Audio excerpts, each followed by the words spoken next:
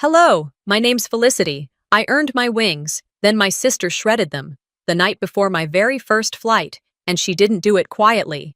She did it knowing the captain would walk in. She did it knowing no one would stop her. She even smiled when I froze, holding the pieces of my dream in my hands like trash. They said it was a misunderstanding, that maybe I overreacted, that maybe I wasn't emotionally stable enough to fly. But what if the lie wasn't that I was unstable? What if the truth was that they'd always planned to keep me grounded? What kind of family does that? What kind of sister smiles while clipping your wings? The overhead lights in the locker room were brutal, fluorescent, sterile, exposing every crease on my face and every wrinkle in my nerves. My hands were still cold from the autumn air outside, and I could hear my own footsteps echo as I stepped inside, trying to steady my breath. This was it. My first real day as a commercial airline pilot. I had rehearsed everything the night before. The walk, the smile, even the casual way I'd nod to the crew like I'd done it all before. My badge, freshly printed, still smelled like warm plastic. I clutched it in one hand, and in the other, a sealed plastic garment bag. Inside, the navy blue uniform I'd dreamed of wearing since I was a kid, sitting in the back of Dad's car, watching planes disappear into the clouds. I reached my assigned locker, fourth row, far end. Quiet, tucked away. I wanted it that way. Less attention, less noise. But the second I opened the locker door, everything fell apart. Literally. The uniform inside, my uniform, had been shredded. Not torn accidentally. No. This was intentional. Deliberate. Strips of fabric. Buttons snapped off. Threads dangling like nerve endings. The skirt was in pieces. The blazer slashed through the emblem. The wings were gone. All of it. I froze. My stomach dropped to the soles of my shoes. Then I heard it. The sound of her chewing gum, that slow, rhythmic pop she'd done since high school when she was about to say something nasty. "You're up early," came a voice from the bench behind me. Calm. Calculated. I turned slowly.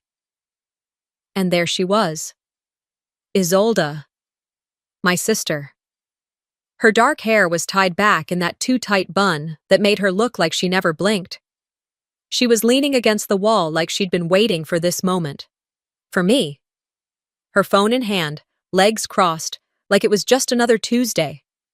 I opened my mouth, but nothing came out. She gestured toward the uniform scraps. "Oops," she said, mock casual. "Must have gotten lost in the wash." "Isolde," I whispered, because yelling felt useless.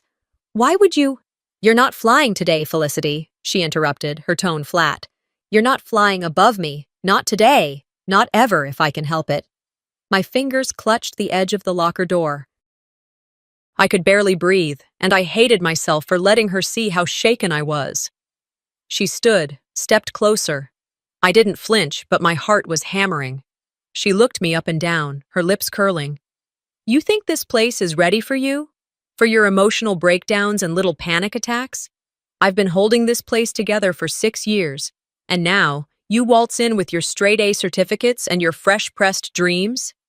She stepped past me, slowly, brushing her shoulder against mine. "There's only one Sorrel this place respects, and I already made sure you wouldn't be the second." My mind was a blank page, white noise, rage, fear, humiliation. I bent down to gather the remains of the uniform, though I didn't know why. Maybe I thought if I pieced it together, I could still make it work. That's when the door opened again. I didn't need to look up to know who it was. Captain Ellery. I'd met him once during orientation.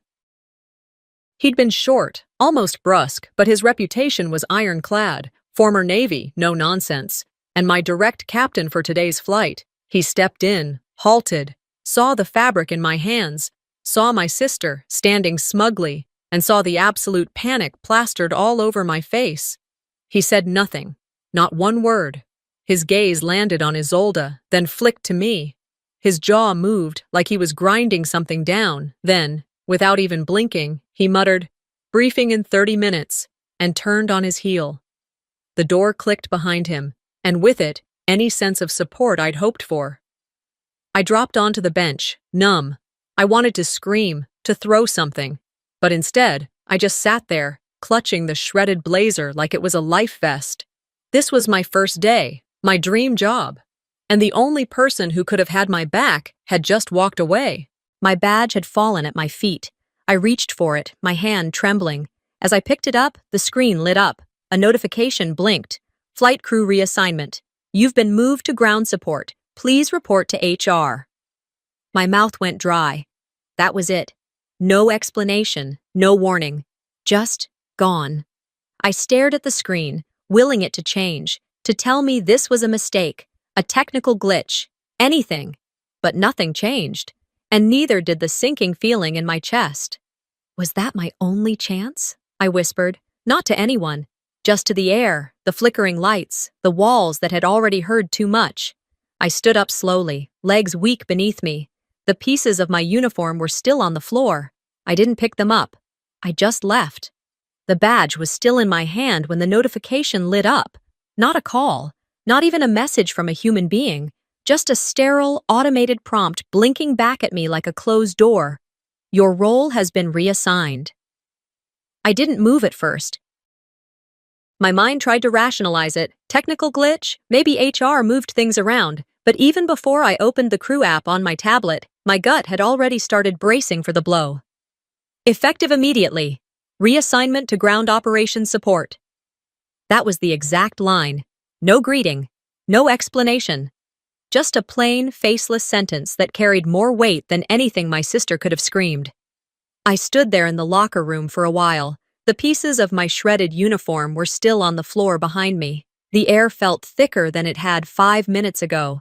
I couldn't even tell if it was humiliation, anger, or disbelief pulsing through me, but I knew I couldn't stay there, not with her smirking in the background, not with every second reminding me that I was no longer flying. I stepped out of the locker room and headed down the corridor toward the operations desk. My shoes felt too loud against the linoleum. The hallway wasn't busy yet, but a few staff passed by. Each glance either avoided mine or skimmed over me like I didn't exist. That's the thing about airports. Everyone's rushing to somewhere, but you feel it when you've just been left behind. The man behind the ops desk, Steve, a middle manager I'd only spoken to once during orientation, was scrolling through his screen. When I approached, he glanced up, already uncomfortable.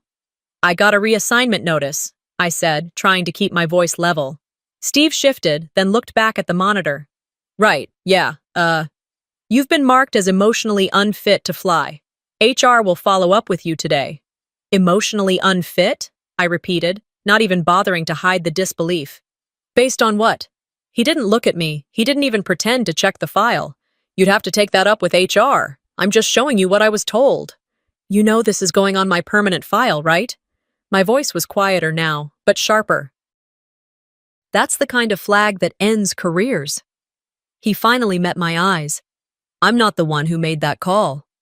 I stepped back, throat burning. Of course he wasn't. People like Steve never make the call. They just pass it along, like bad weather reports. I walked away before I said something I'd regret. Instead of heading to HR, I found a corner in the hallway where no one was around, just a folding chair next to a storage closet where I sat down and tried to catch my breath. The hall buzzed faintly with distant intercom calls and the hum of vending machines, but inside me, it was deafening silence. Emotionally unfit. That phrase rang in my ears like a cheap insult dressed up in clinical language. I hadn't panicked. I hadn't faltered. I'd walked into the locker room like any other pilot, only to find my career torn up by someone who shared my last name. And that phrase, it wasn't random. She gets anxious when things don't go perfect. I remembered those exact words coming out of Isolde's mouth years ago during a family dinner when I'd excused myself after a panic attack in college. She'd said it like a joke, like she was doing damage control before I could explain anything for myself. My parents had chuckled politely, then changed the subject. That was always her style, cutting you down under the pretense of care. Now, it was in a file. I opened the HR portal on my tablet, and something told me to check the synced drives. Years ago, Isolde had connected her old iPad to our shared cloud to help manage travel plans for our mom. She probably forgot. I hadn't. And there it was, a draft email from Isolde to HR, never sent, just sitting in her drive. I'm concerned for my sister's readiness. She's had breakdowns before. I wouldn't want her mental state to jeopardize passenger safety. My fingers went numb. I read it again, just to be sure I wasn't imagining it. There was no concern in those lines. It wasn't protective. It was calculated. She hadn't sabotaged me in a fit of jealousy. She'd planned this. She'd written this before I ever stepped into the building. This wasn't about being the better sister or the smarter employee. This was about control, keeping me small, grounded. I stared at the wall across from me, white, cracked in one corner, a maintenance sticker curling off the light switch. Suddenly, it felt like I was back in our childhood bathroom, 10 years old, sitting on the floor after Isolde locked me out of our room. Back then, it had just been a prank. Now, it was career assassination wrapped in company policy. I didn't cry. I didn't feel like she deserved that satisfaction. What I felt was something deeper, a kind of silent collapse, not just in confidence, but in trust. I pulled out my phone and tapped the only contact who might actually listen, Lyora Vance, veteran flight attendant. She'd trained me back during my internship days. The kind of woman who didn't smile unless she meant it, and who never entertained drama, but always knew when something wasn't right. I typed the message, "Can you talk?"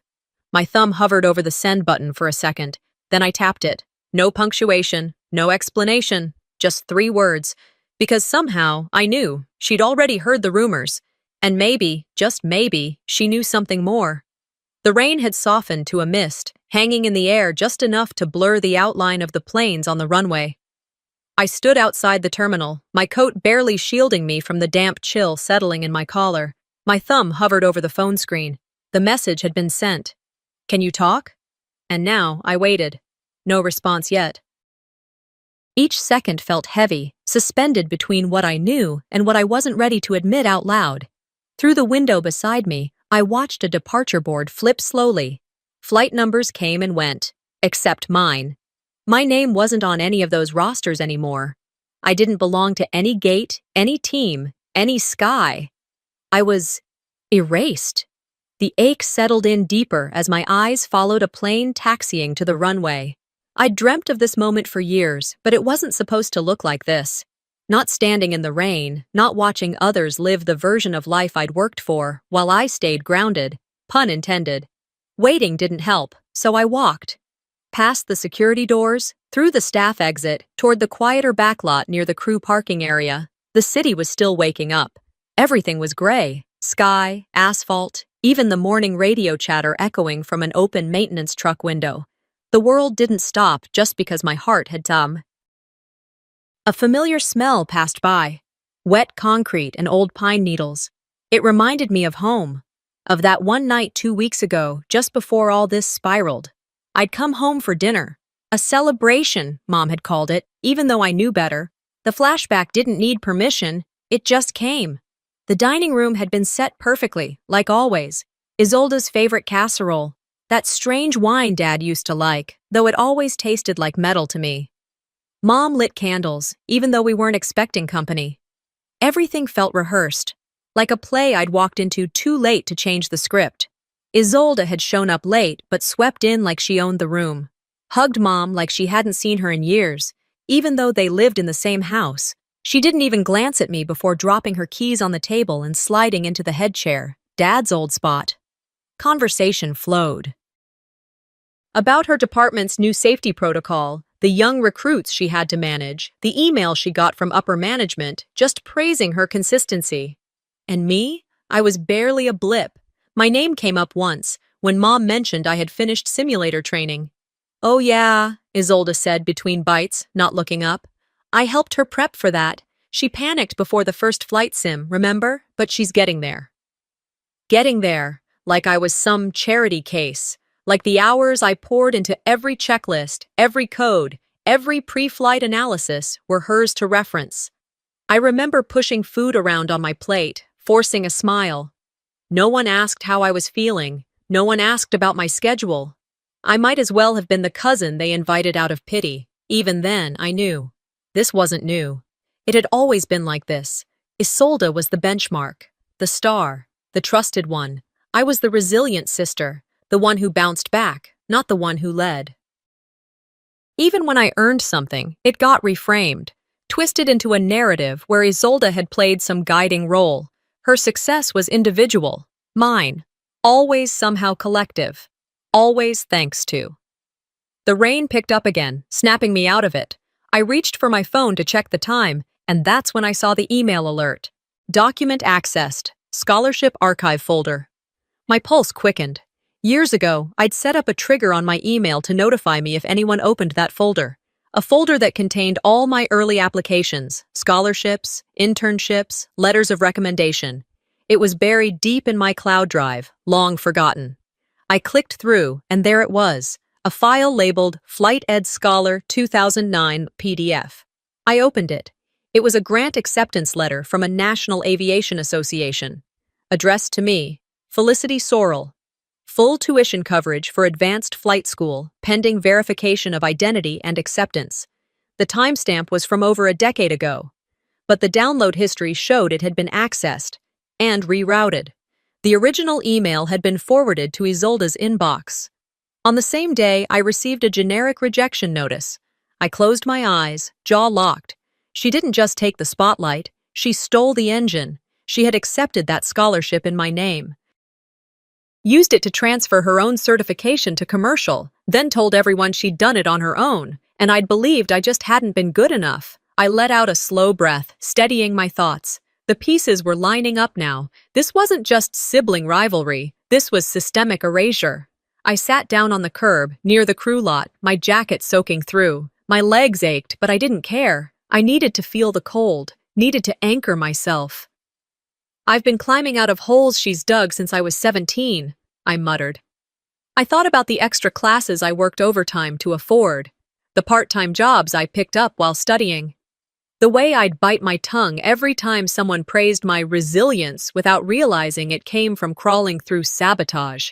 This wasn't just a professional betrayal, it was historical, structural, etched into every family photo where she stood in the center and I stood off to the side.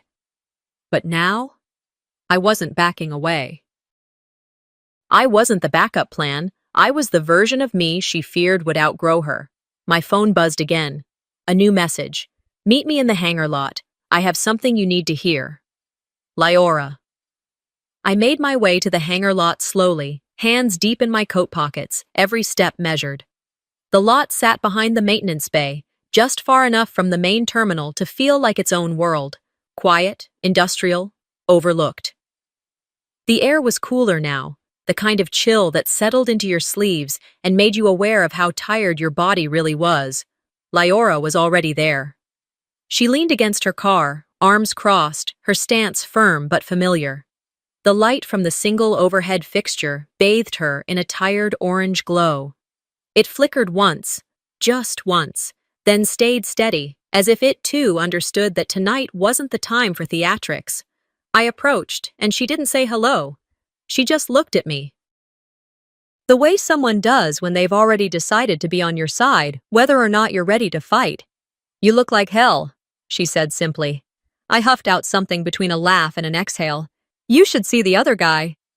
Lyora raised an eyebrow, the corner of her mouth twitching. She reached into the inside pocket of her windbreaker and pulled out a folded slip of paper. No names, just a printout. I took it. The words weren't long. A short message, sent from an internal alias. Keep her grounded. You know what she's capable of. I read it 3 times, then I looked back up. This went out the night before your reassignment, she said, to several senior staff, not just HR, ops, scheduling, even one of the pilots on your flight roster. I didn't speak. My fingers tightened around the page. It doesn't say your name, she continued, but anyone who's worked here more than 5 minutes knows who it's about. I handed the paper back, though I wanted to crumple it. Is this why no one looked me in the eye yesterday? I asked. It's why they pulled you off that flight without even letting you plead your case. Her voice had that edge now, the one she usually saved for gate agents who thought she was just a flight attendant. This is gaslighting, I said quietly. Professional, coordinated, It's not just sabotage, it's a smear campaign. Leora opened her car door without a word, reached into the glove box, and pulled out a USB stick. She didn't hand it to me right away. She looked at it, then looked at me. I wasn't going to get involved, she said. You know how it works here. You step into the fire, you're gonna get scorched. But then I heard this. She placed it in my hand. I hesitated. What is it? She answered simply. Proof. Back at my place, I plugged it into my laptop. The recording was low quality, faint humming from the break room refrigerator in the background, someone clicking a pen. And then, her voice, clear, sharp, unmistakable. If she gets on that flight, I'm done here. I'll go public with everything. She panics. She overthinks. She's not safe. I won't let her fly. Isolde, my sister. She was talking to someone she clearly trusted. And she wasn't whispering. She was making a case. A calculated one. I covered for her during simulator phase. I told HR she was just nervous. But if she flies solo and something goes wrong, it's on me. And I'm not putting my job on the line for that. There was a pause. A sip of something. Coffee, maybe. You think she's ready? Look, this industry doesn't reward good hearts. It rewards stability, and Felicity has never been stable.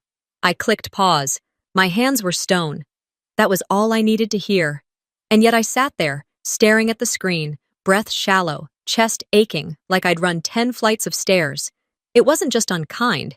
It was dangerous. If she'd said it to HR directly, it would have been hearsay, but said in the break room, with enough detail to poison the well, she wanted me out. Not because I was a risk, but because I was competition. She'd created a narrative where I couldn't be trusted with passengers, so she could keep her reputation spotless. And the thing was, she almost succeeded. I didn't cry. I couldn't. The anger was too sharp, too clean. It carved out space inside me for something I hadn't felt in years. Resolve. This wasn't about family anymore. This was about ethics, about safety, about the truth. The next morning, I met with HR. I didn't tell them about the recording, not yet. Instead, I asked questions, pointed ones. I watched how they deflected, how their language shifted from concerns to recommendations to temporary reassignments. I saw the dance. I saw the silence behind every shrug.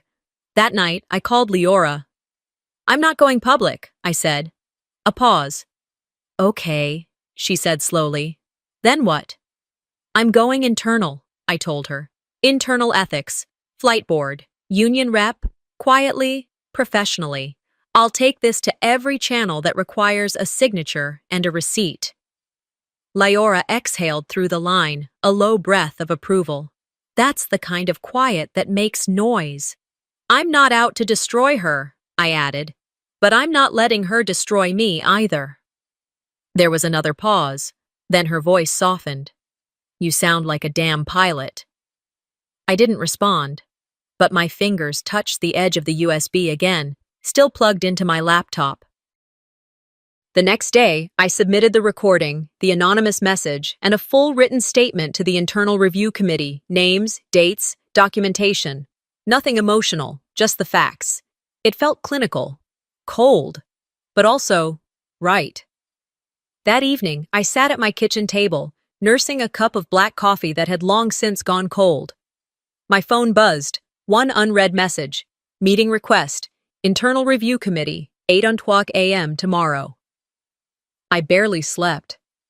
The hours between that meeting request and the morning alarm were a blur of half-brewed coffee and sentences I rehearsed over and over in my head. But nothing sounded right at 3:00 a.m. Everything felt either too angry or too fragile. I didn't want to show up emotional. I wanted to show up prepared.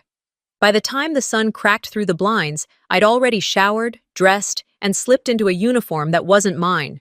It was a borrowed set from HR, one size too tight and clearly not made for someone who'd been trained for this.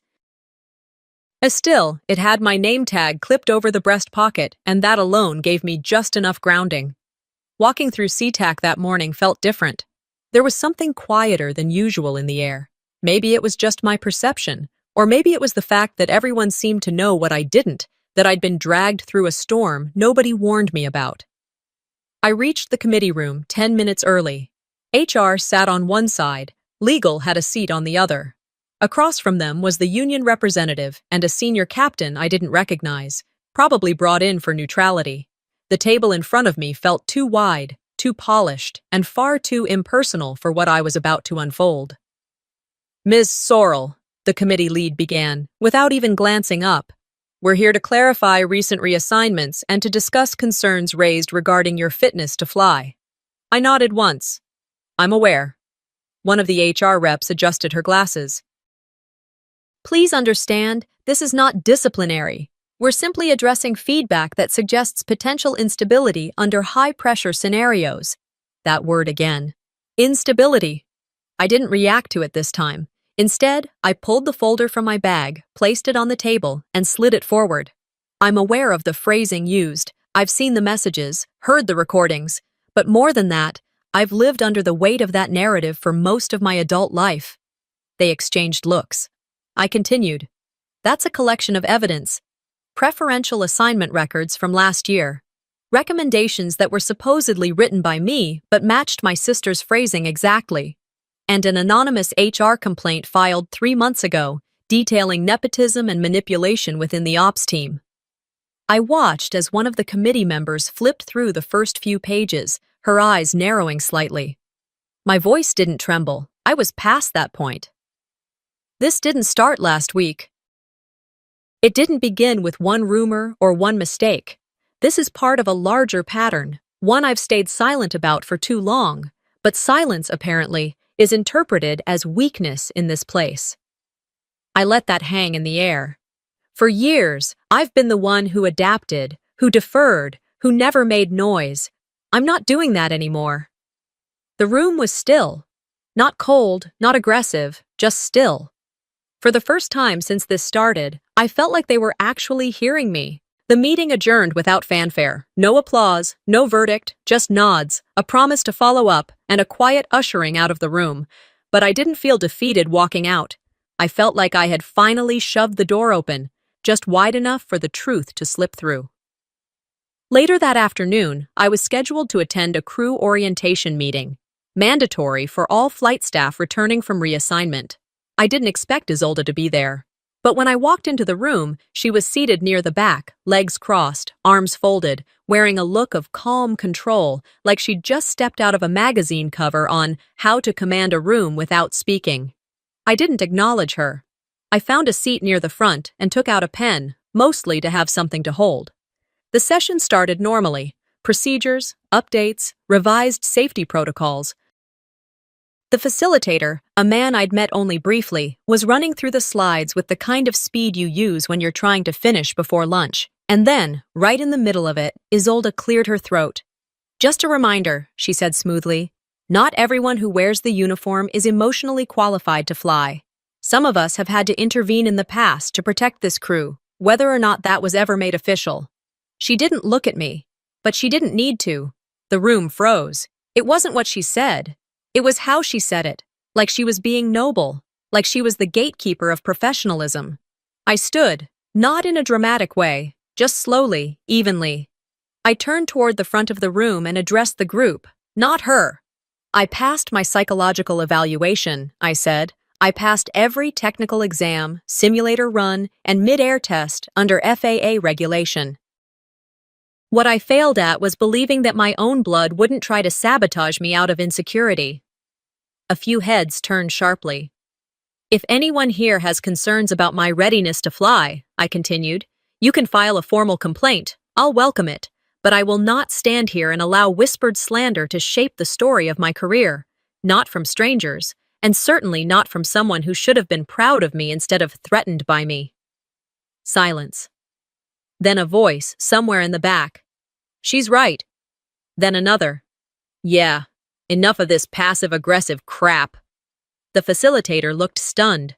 He adjusted his tie. Okay, let's stay professional, folks.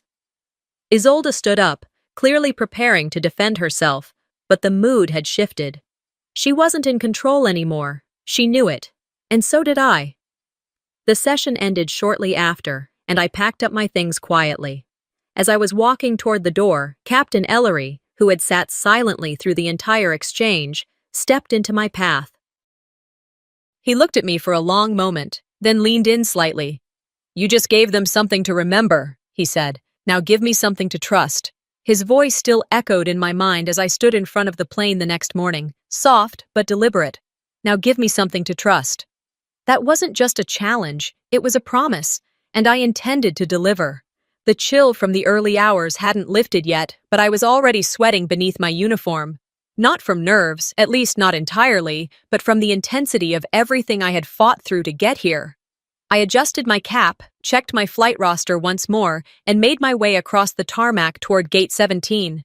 Everything felt sharper, the steps of ground crew, the fuel truck pulling away, the murmur of radio chatter in my ear. The moment I stepped onto the aircraft, something shifted in my chest. For the first time in weeks, I wasn't being questioned. I was being trusted, assigned, expected.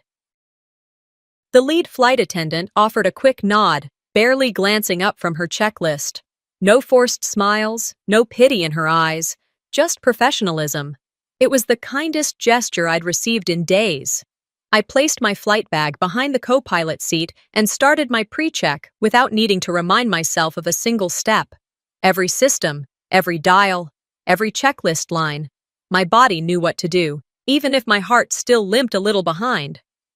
Halfway through, I tapped open the crew manifest on my tablet. Seat 4A. Elaine Marin. I froze. Mom. The screen blurred slightly before I realized I'd stopped blinking. I hadn't heard from her in days. Not since Isolde's mess started making its way through the system. I'd sent her 3 messages. Short ones, no guilt trips, just updates. She hadn't replied to a single one. I stared at her name. The plane wasn't even half full yet, but she was already boarded, tucked somewhere in the cabin, seatbelt fastened, probably thumbing through the emergency card like she'd never seen one before. My fingers hovered over the intercom, unsure what I would even say. Instead, I inhaled, turned off the screen, and kept working. I couldn't afford to crumble, not here, not now. By the time we were rolling onto the runway, I'd pushed her to the back of my mind, locking that emotional weight away like a carry-on in an overhead bin I didn't plan to open. Captain Ellery gave me a glance during takeoff, the kind that didn't need words. I nodded. We accelerated, climbed, cut through a sky that opened up just enough to feel like the world was giving me space again. At 13,000 feet, he slid the control column toward me. "Your bird," he said.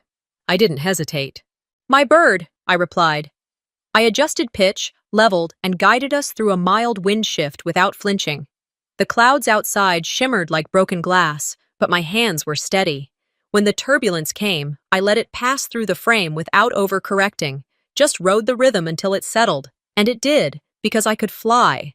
Because she hadn't taken that from me. Touchdown was smooth, controlled.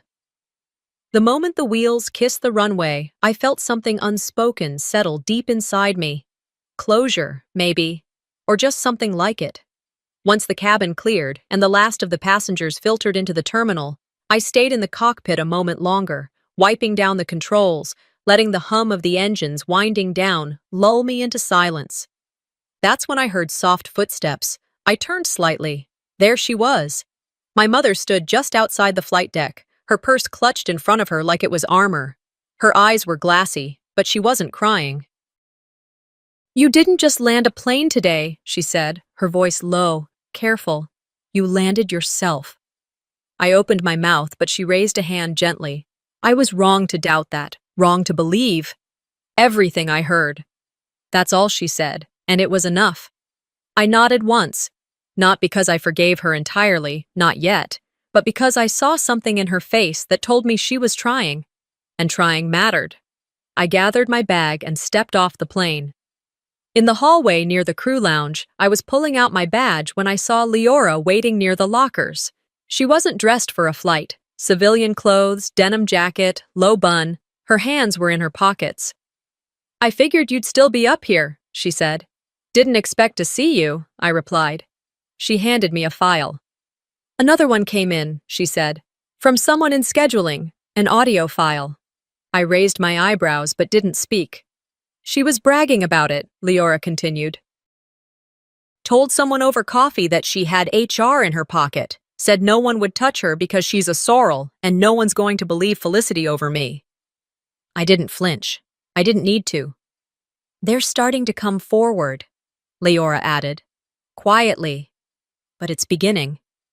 I tucked the file into my bag. Then I won't back down, I said. The words were quiet, but they landed. Leora studied me for a beat longer. You're not the same woman I trained, she said, almost thoughtfully. You're better. We didn't hug. We didn't say goodbye. We didn't need to. Back in my car, I let the engine idle before checking my phone.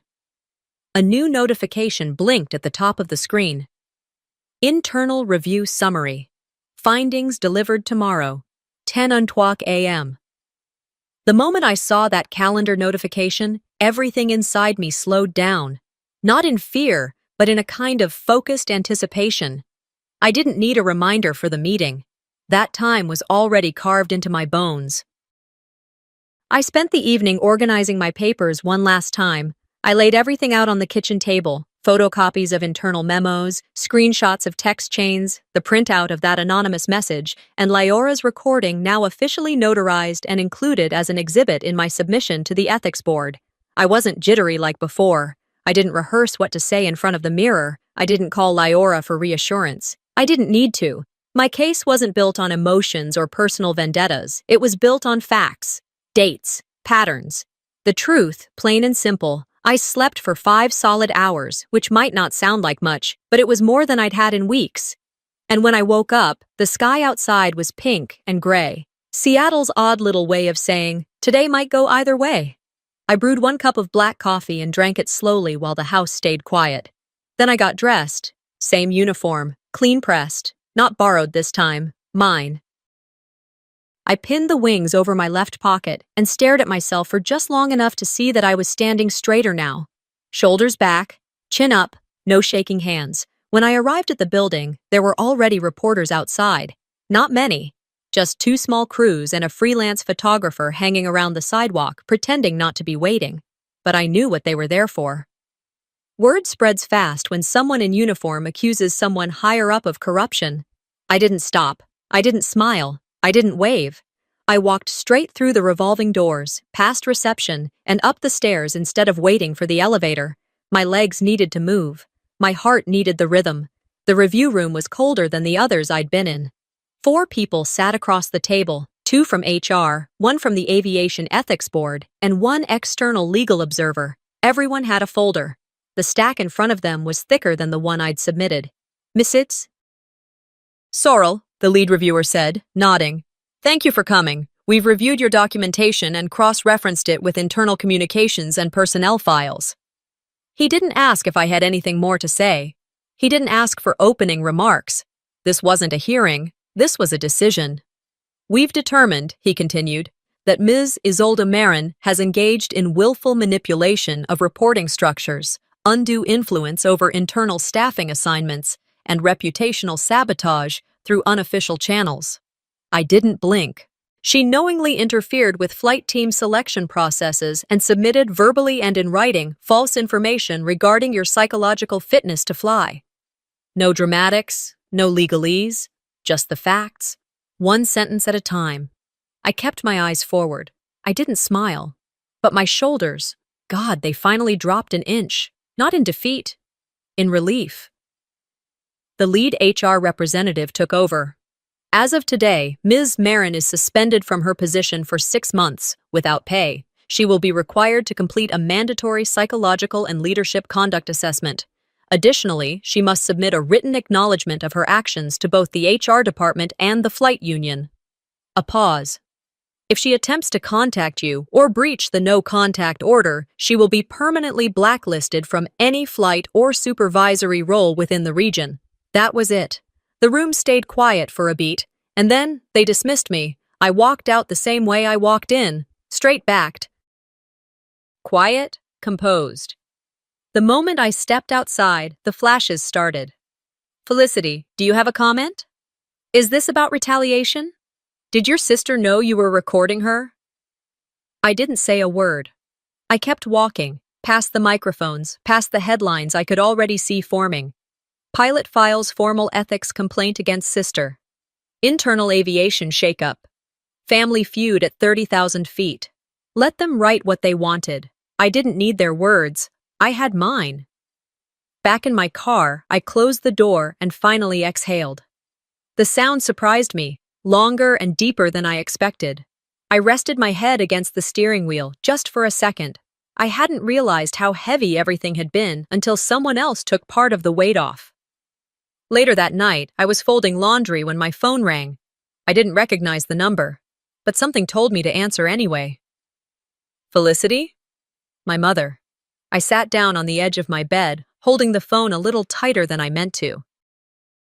I didn't raise you to fight like this, she said. Her voice wasn't sharp. It was tired. I paused for a second, then said quietly, No, Mom, you didn't. But I raised myself to survive it. There was a silence, a long one. Then she whispered, Maybe I should have seen more. I'm not asking you to choose between us, I said.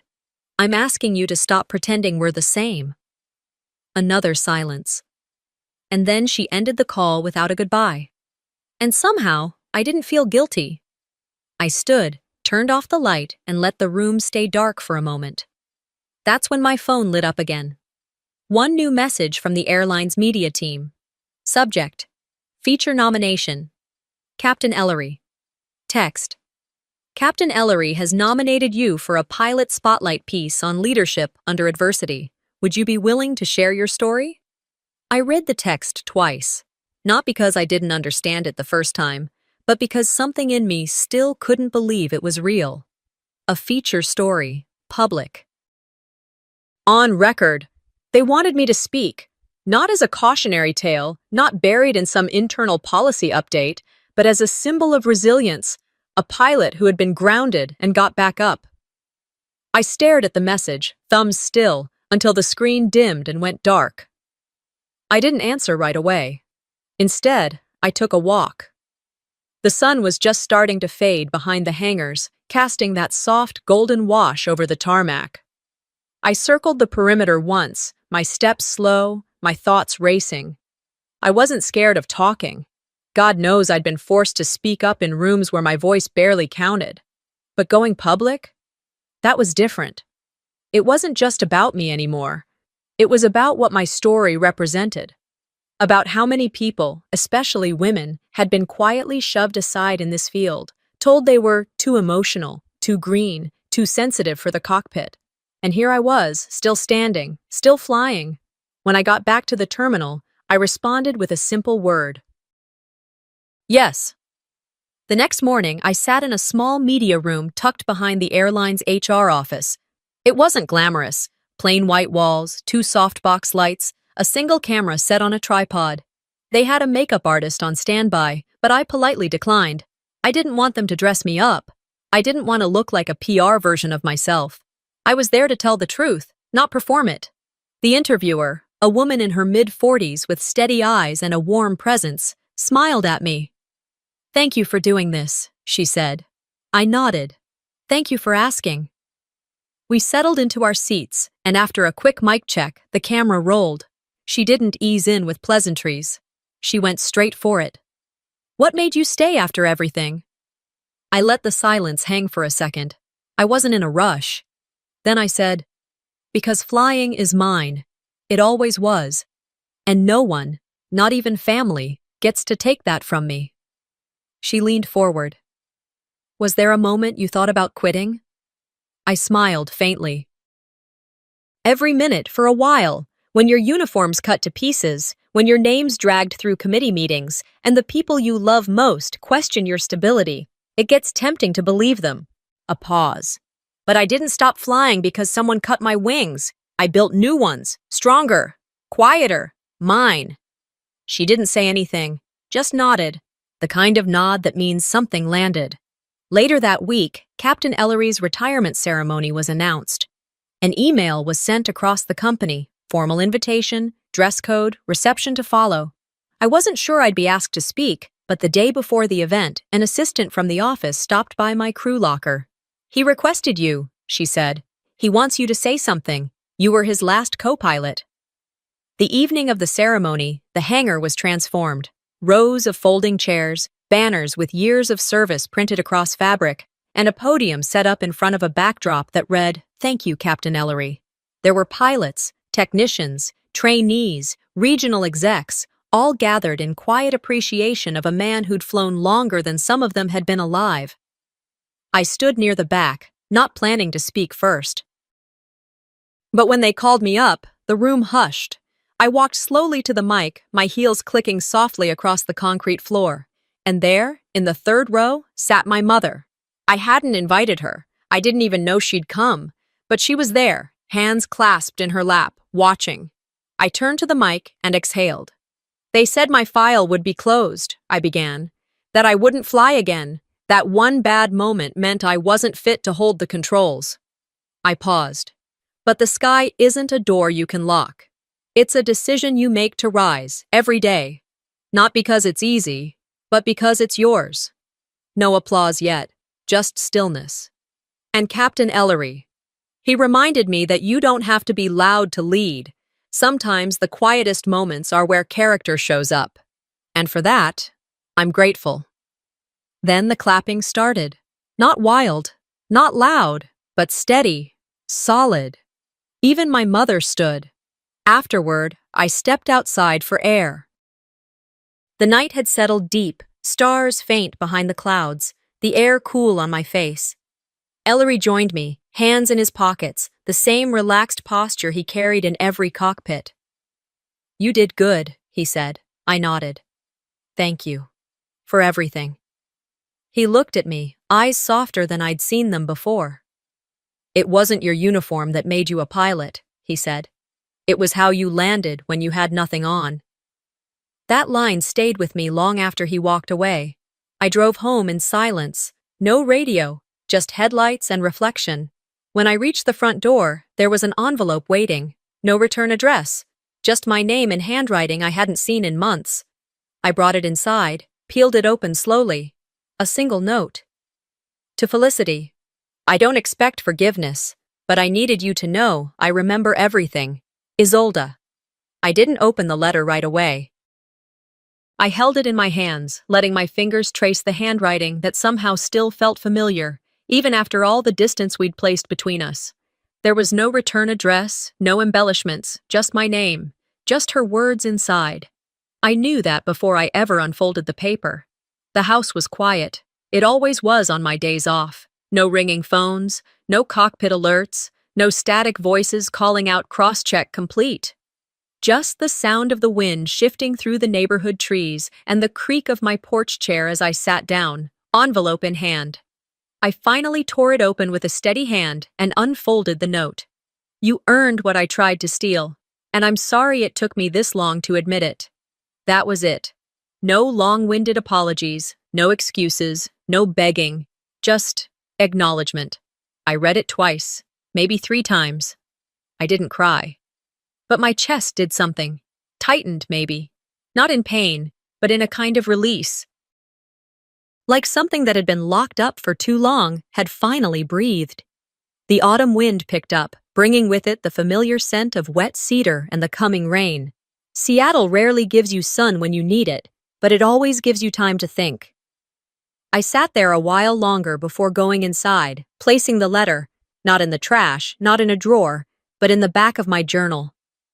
Tucked between pages filled with coffee stains, old log entries, and thoughts I'd never let myself say aloud. I turned to a fresh page and wrote one simple line.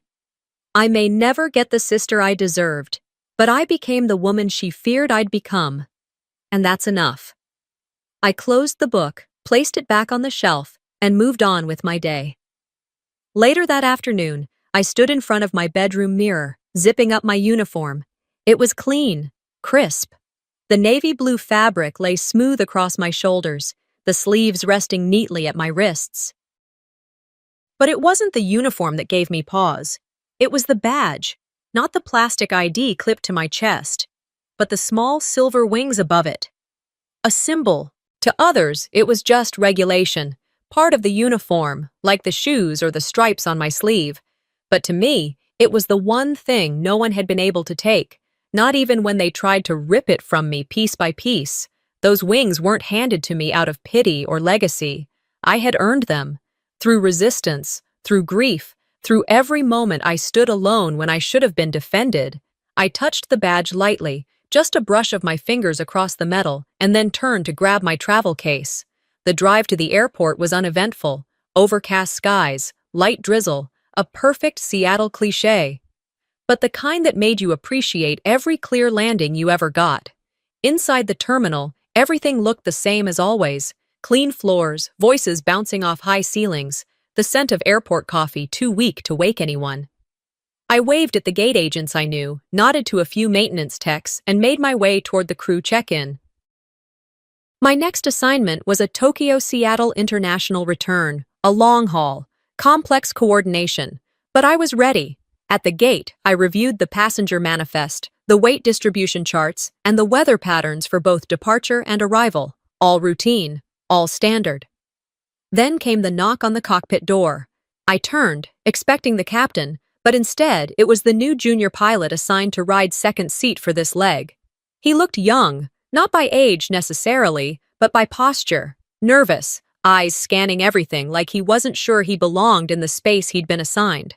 I recognized that look. I'd worn it once. He stepped in, cleared his throat, and gave a hesitant nod.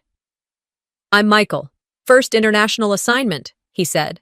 I smiled, gestured to the co-pilot seat. "I've been where you are," I told him. "Don't let anyone talk you out of the sky." He blinked, like he hadn't expected that kind of welcome, then sat, a little taller than before.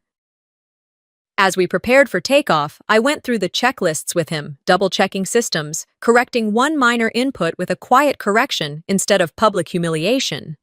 He was green, sure, but he was trying. And that was the thing no one ever tells you about being in the cockpit. It's not about having all the answers. It's about not folding when things get turbulent. It's about staying upright, staying alert, and staying grounded even when you're 35,000 feet above the world. I used to think that being a pilot was about precision and control. Now I know. It's about steadiness in chaos. It's about trusting yourself, even when no one else does. We took off without incident. The city fell away beneath us. The clouds closed in. And still, we flew. Sometimes, the sharpest cuts don't come from strangers, but from the people who were supposed to protect you. Felicity's story isn't just about betrayal, it's about choosing resilience when no one believes in you, and standing tall when even your family wants you grounded. Have you ever had to rebuild yourself after being torn down by those closest to you? If stories like this speak to your heart, don't forget to subscribe, because we have more powerful real-life stories coming your way. Let's keep this conversation going in the comments.